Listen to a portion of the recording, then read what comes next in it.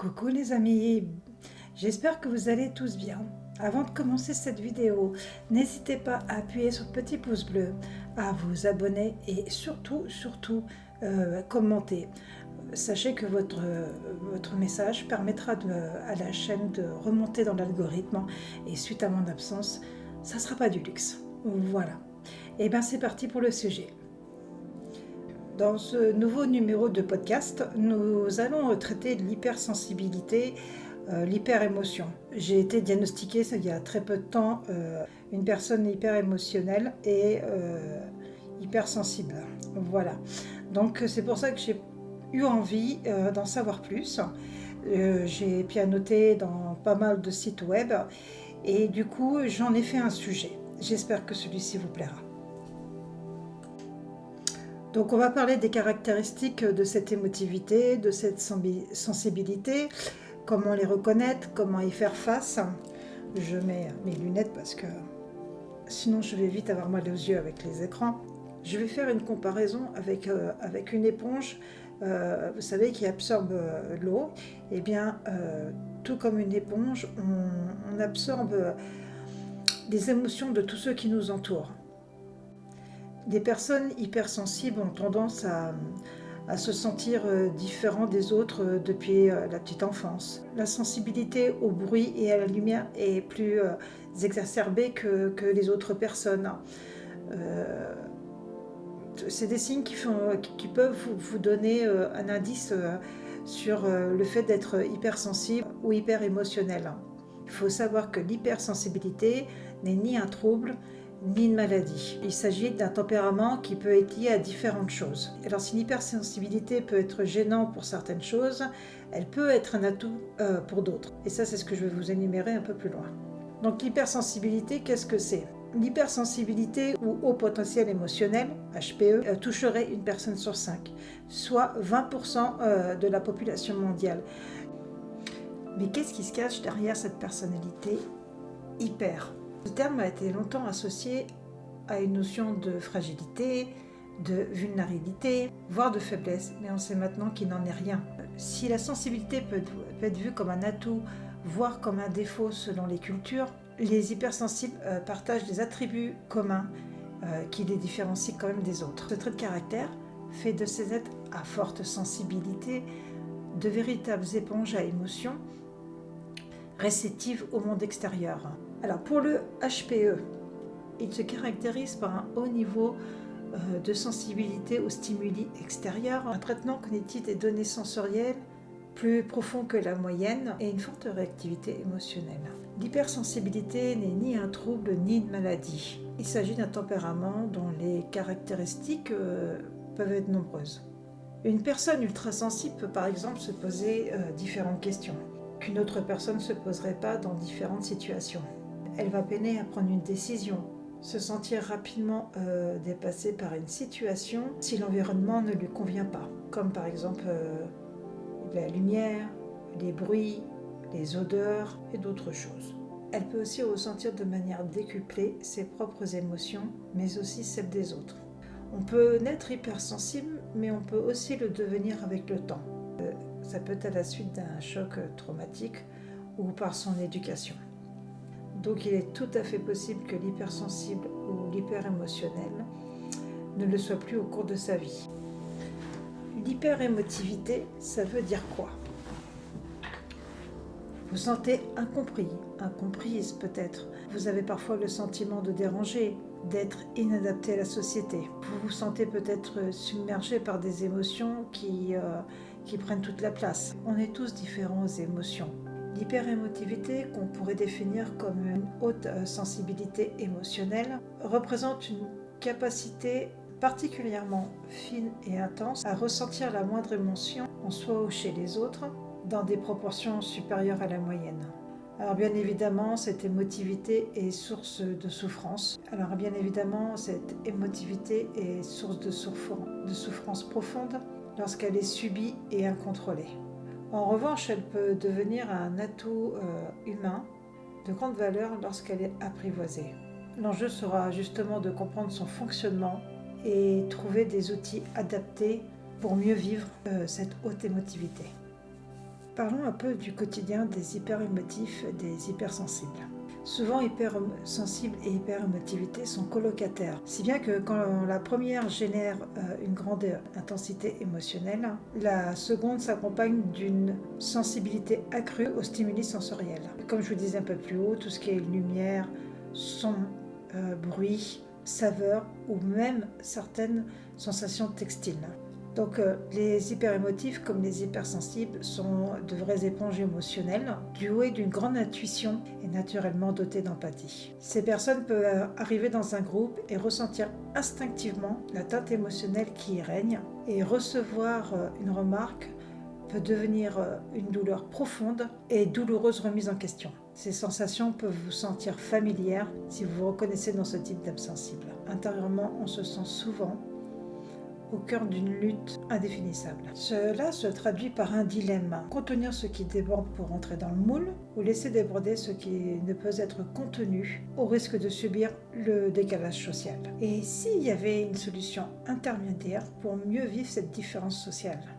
Pour envisager de changer de fonctionnement, il est parfois important de comprendre le mécanisme qui l'active. Lorsque le cerveau envoie une émotion, c'est une façon pour lui de nous transmettre un message. Or, son intensité est liée à la perception que nous associons à ce qui génère cette émotion. Et donc là, on peut distinguer les faits et les interprétations. Ainsi, si vous êtes vous aussi hyper émotif, vous associez au fait une interprétation plus intense qu'une autre personne.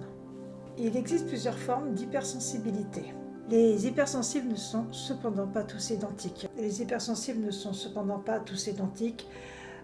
Car ils ne dépendent pas tous de la même ramification. On distingue deux types principaux d'hypersensibilité. L'hypersensibilité dite classique et l'hypersensibilité dite empathique. Dans le premier cas de l'hypersensibilité classique, ça se définit par une sensibilité aux émotions des autres qui entraîne une sensation de malaise et perturbe la personne concernée. Les personnes rentrant dans cette catégorie auraient tendance à se replier sur soi-même et à éviter le contact extérieur. Et je suis plutôt d'accord avec ça.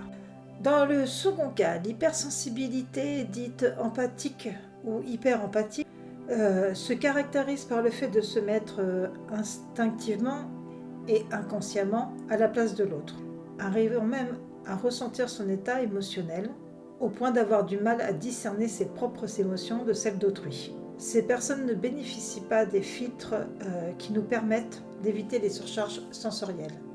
Ces personnes entrant dans cette catégorie seraient très sociables et davantage impulsives. Dans la famille des hyper, nous pouvons également retrouver les hauts potentiels intellectuels, les HPE. Les individus à haut potentiel, autrement appelés les zèbres, qui représentent 1 à 2% de la population mondiale, seraient dotés d'aptitudes intellectuelles, créatives ou productives, supérieures à la moyenne dans un ou plusieurs domaines d'habilité, intellectuels, artistiques, musique, sportifs. Leur lucidité et leur perfectionnisme font qu'ils ne se reconnaissent généralement pas comme surdoués. Les caractéristiques des HPI sont extrêmement proches de celles des hypersensibles en termes de ressenti et de sensibilité globale. À ceci s'ajoute quand même cependant, alors je vais vous le lire parce que j'ai pas tout retenu là-dessus.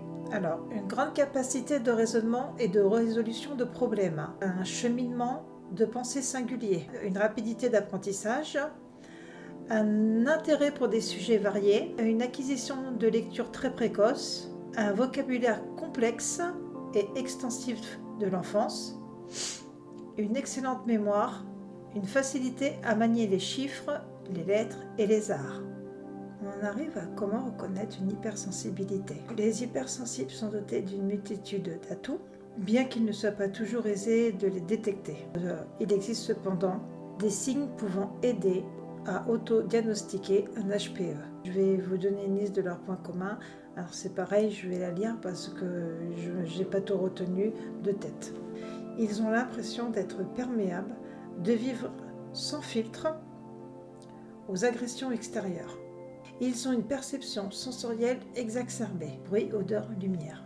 Ils ressentent tout ce qui les entoure de manière très intense. Ils sont originaux, créatifs, délicats, subtils, et émotifs. Ils ont tendance à être anxieux, stressés, angoissés, inquiets pour les autres et pour eux. Ils sont facilement pessimistes, nostalgiques ou fatalistes. Ils craignent de blesser l'autre, de se sentir rejetés et ils sont affectés par le malheur d'autrui. Ils sont esthètes, ont le sens du détail, sont perfectionnistes et exigeants. Ils s'éloignent des mauvaises nouvelles ou des climats anxiogènes. Ils sont rapidement submergés par leurs émotions et pleurent beaucoup.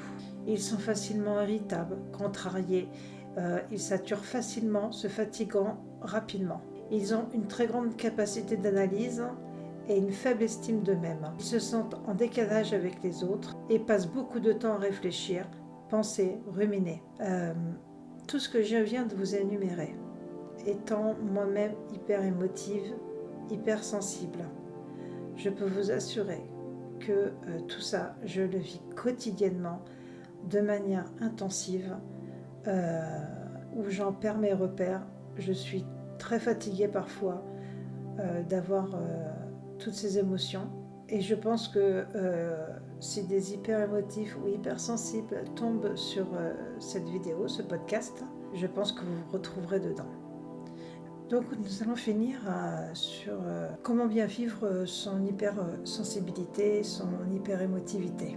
Bien vivre son hypersensibilité au quotidien n'est pas toujours aisé. Mais heureusement, il est tout à fait possible de s'épanouir avec ce surplus d'émotions. Pour ne pas se laisser dévorer par cette sensibilité exacerbée au quotidien, il existe différentes techniques psychothérapeutiques simples permettant de se protéger, notamment au cours des interactions sociales.